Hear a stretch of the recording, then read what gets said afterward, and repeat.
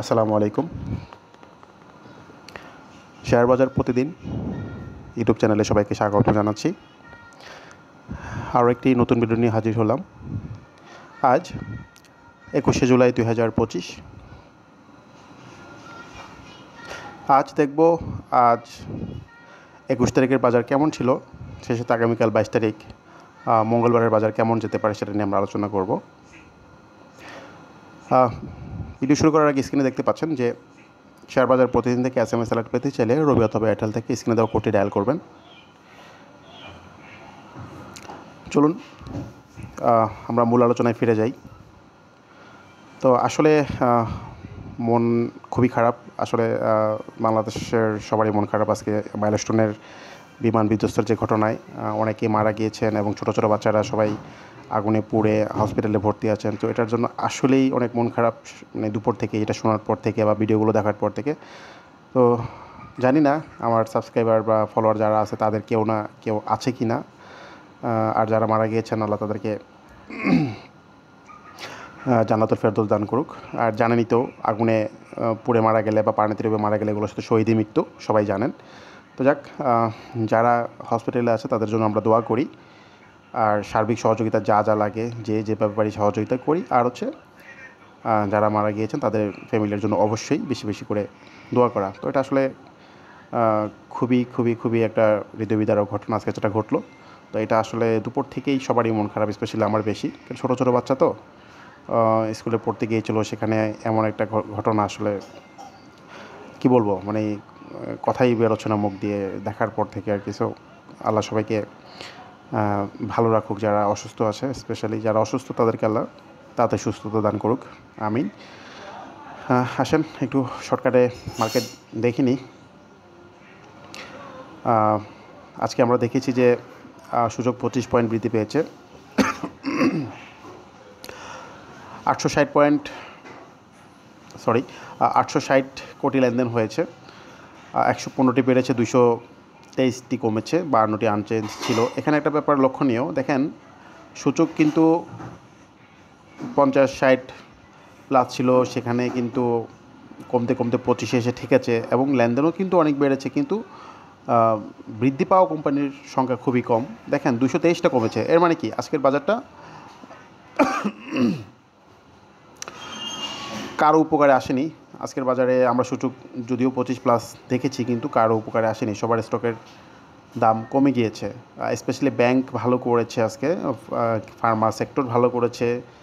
তো এই জন্য যেটা দেখলাম, ব্যাংক ছাড়া বাকিরা তেমন একটা আজকে সুবিধা করতে পারেননি। ওকে, আমরা সামনে আলোচনা করলে এটাও দেখব যে এর কারণ কি, ঠিক হবে কি না, এটা আমরা শর্টকাটে দেখে নেব। আসেন আমরা একটু এক নজরে এটা দেখি।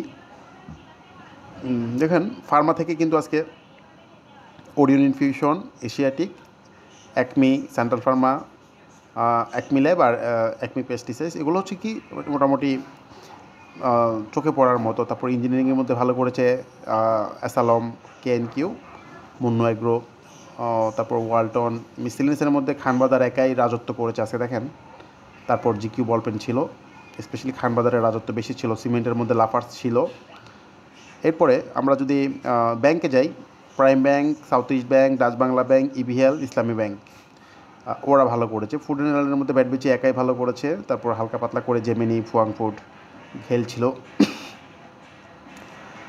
সিরামিকের মধ্যে SP সিরামিক, মুন্নু সিরামিক ছিল।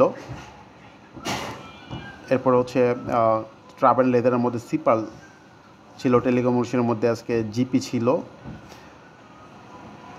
ওকে, তো এখানে সিটি ব্যাংকেরও মোটামুটি আজকে ভালো দেখেছি, আমরা দৌড়াত্ম দেখেছি। সব কিছু মিলিয়ে এটা গ্যালেন্স আমরা কিন্তু দেখতে পারি বা বুঝতে পারি যে কোন সেক্টর থেকে কোনগুলো আজকে ভালো করেছে এবং কোনগুলো আবার খারাপও ছিল, এটাও কিন্তু দেখা যায়। দেখেন Beximco Pharma, square, BRAC bank, BSC আজকে মাইনাস ছিল। তো বিছাচারি, মিডল্যান্ড, এগুলো কিন্তু যেগুলো খুব বড় বড় ঘর করা, সেগুলো আজকে বেশি বাজারকে চেপে ধরেছে। ওরা যদি ভালো করতো বাজার হয়তো বা পড়ে যেত না। আচ্ছা আসেন সূচকে সরাসরি চলে যাই।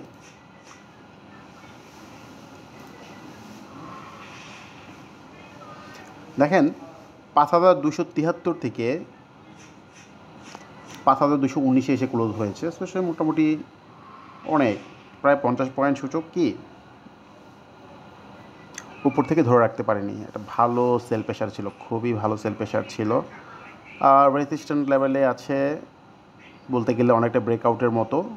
হ্যাঁ, যদিও পুরোপুরি ব্রেকআউট না, পুরোপুরি ব্রেকআউট করতে হলে তাকে এটার উপরে রাখতে হবে, দ্যাট মিন 5267 উপরে রাখতে হবে। তো এখন পর্যন্ত ভালো আছে, খারাপ কিছু দেখছি না। হ্যাঁ, যদিও আজকের এই সূচকে বা আজকের এই বাজারে কারোরও তেমন একটা লাভ হয়নি, তারপরেও বাজারের অবস্থা এখন পর্যন্ত ভালো আছে। এখন আমরা একটু দেখি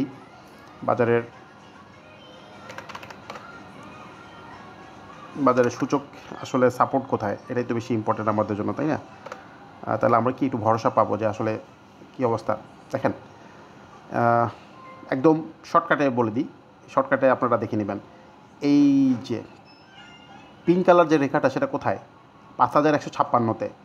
তাহলে আপাতত বাজারের সাপোর্ট 5156, সেটা কি স্ট্রং সাপোর্ট, খুব স্ট্রং সাপোর্ট। তাহলে সেই হিসেবে আপনারা বলতে পারেন অনেক নিচে নামতে পারবে সূচক, তাই না? কোথায় 5219 ক্লোজ, 5056 নামলে তো মোটামুটি অনেক পড়তে পারবে। আচ্ছা ঠিক আছে, এটা যেহেতু অনেক বড় একটা গ্যাপ, এখানে নামলে তো বাজার অনেক বেশি পড়ে যাবে, মানে যা বড় অবস্থা হয়ে যাবে। তাহলে আমরা একটু কমিয়ে দেখি এর নিচে সাপোর্ট কোথায় আছে। ওকে, এই নিচে যদি সাপোর্ট দেখেন একদম 5215-র আশেপাশে হচ্ছে বাজারের সাপোর্ট। তাহলে কি সেই হিসেবে 4 থেকে 5 পয়েন্ট কমে ঘুরে যেতে হবে, ঠিক আছে? এই একটা সাপোর্ট আমরা দেখলাম খুব কাছাকাছি। আর আমরা যদি উইকলি সাপোর্টে আসি তাহলে আর একটু ক্লিয়ার হবে। দেখেন, উইকলি সাপোর্টে কিন্তু মোটামুটি অনেক নিচে। তাহলে আপাতত আমরা আওয়ারলি সাপোর্টটা ধরেই কাজ করি, কেমন? এটাও কিন্তু খুব ভালো কাজ করে আওয়ারলি সাপোর্ট। তাহলে আওয়ারলি সাপোর্টের হচ্ছে 5215-র আশেপাশে সাপোর্ট। এটা যদি কোনোভাবে ব্রেকআউট মানে নিচের দিকে ভেঙে ফেলে তাহলে 5150, এটা হচ্ছে আওয়ারলি সাপোর্ট, একটা স্ট্রং সাপোর্ট আছে 5150। আর যদি আমরা ডেইলিতে চলে যাই, ডেইলিতেও কিন্তু 5160, সব কিছু মিলিয়ে কিন্তু ওই 5215 থেকে না ঘুরলে কিন্তু মোটামুটি বাজার এখান থেকে এই 5150 থেকে 60-এর আশেপাশে চলে আসতে পারে। এটা বড়সড় মাইল হলেও হতে পারে, এটা যদিও জাস্ট সম্ভাব্য। হ্যাঁ, এখন দেখি কি ভালো করেছে। জেড ভালো করেছে। আসলে জেড যখন ভালো করে তখন বাজার একটু খারাপ যায়, এটা জানেন। তো উত্তরা ফাইন্যান্স ভালো করেছে, উত্তরা ফাইন্যান্সের রেজিস্ট্যান্ট 15 টাকা। দুলামিয়া কটন কিন্তু নীরবে ভালো করে যাচ্ছে, নীরবে খুবই ভালো করতেছে, দারুণ অবস্থা। আই থিঙ্ক অনেক দূর যাবে, একটা কারেকশন দিলে ঢোকা যায়। জিকিউ বলপেন আজকে চমক দেখিয়েছে, লোপেটের মধ্যে সেই লাস্টে চমক দেখিয়েছে, যদিও ফার্মাইট প্রথমে হল ছিল। তো জিকিউ বলপেন ব্রেকআউট করেছে, ইনশাল্লাহ অনেক দূর যাবে, ভলিউমও ভালো করেছে। তারপর এখানে মুন্নু এগ্রো আজকে ভালো করেছে, তবে খুবই ভালো করেছে, ব্রেকআউটও করেছে।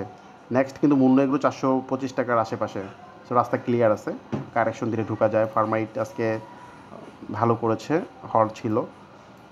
ফার্মাইটও কিন্তু মোটামুটি এখান থেকে অনেক উপরে যেতে পারবে, মিনিমাম 700 টাকার আশেপাশে যেতে পারবে। ডাচ বাংলা আজকে ভালো করেছে, তবে ভলিউম অনুযায়ী হল করা দরকার ছিল। আই থিঙ্ক 49 থেকে 50-এর আশেপাশে আপাতত যেতে পারে। ইসলামী ব্যাংক আশানুরূপ ভালো করেনি, কিন্তু দেখেন প্রায় হল্টের কাছে গিয়ে শেয়ারটা পড়ে গেছে। সো এটা ভালো লক্ষণ না, আমার কাছে ভালো লাগেনি। 45-60 ভাঙতে পারেনি, এটা ভাঙা দরকার ছিল। যাই হোক, যাদের কাছে ছিল, আমি যাদেরকে কিনিয়েছি তাদেরকে আজকে আমি কী করলাম, প্রফিট নিতে বলেছি। আমাদের 44 থেকে 44-50-এর আশেপাশে কেনা ছিল, 47-এর আশেপাশে প্রফিট নিতে বলছি। তো যাই হোক, আমি ধরলাম যে 5% প্রফিট হয়েছে, বেশি একটা হয়নি। তারপর আলহামদুলিল্লাহ যা হয়েছে। ফার্স্ট ব্যাংক কিছুদিন আগে বলেছিলাম যে কিনে রাখলে কিন্তু ব্যবসা দিবে। তো যাই হোক, ভলিউম নিয়ে ভালোভাবে ঘুরেছে। সো যাদের কেনা আছে তারা আপাতত 5-এর আশেপাশে প্রফিট নিয়ে নেবেন, যখন যায় তখন আর কি। কেএনকিউ গুড পজিশনে আছে, ভালো, খুবই ভালো এখন পর্যন্ত। কেএনকিউ খুবই ভালো, দেখেন। তবে রেজিস্ট্যান্টটা হচ্ছে 57-58, এটা ভাঙতে হবে। এটা ভাঙতে পারলে কেএনকিউ আরও ভালো করবে। এরপর হচ্ছে প্রাইম ব্যাংকটা দেখেন, খুব বড় ভলিউম নিয়ে আজকে ভালো করেছে। এখন প্রাইম ব্যাংকের রেজিস্ট্যান্ট হচ্ছে দেখেন এখানে আচ্ছা রেজিস্ট্যান্ট হচ্ছে সরি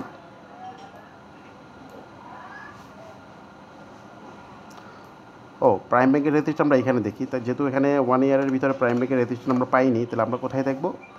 চার্টে দেখব। চার্টে গিয়ে আমরা একটু দেখি।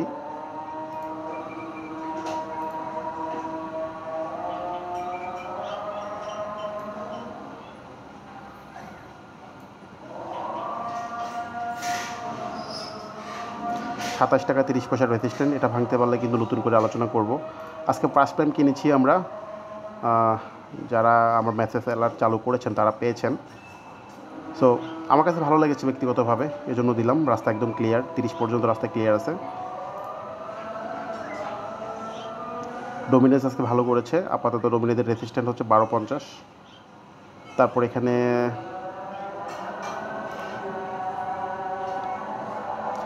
ভ্যাট বেশি ভালো করেছে, আপাতত 325-30 থেকে 330 টাকা যেতে পারে। ওরিয়েন্টেশনটা হচ্ছে আপাতত 370 থেকে 380। রাস্তা একদম ক্লিয়ার, খুব ভালো অবস্থায় আছে।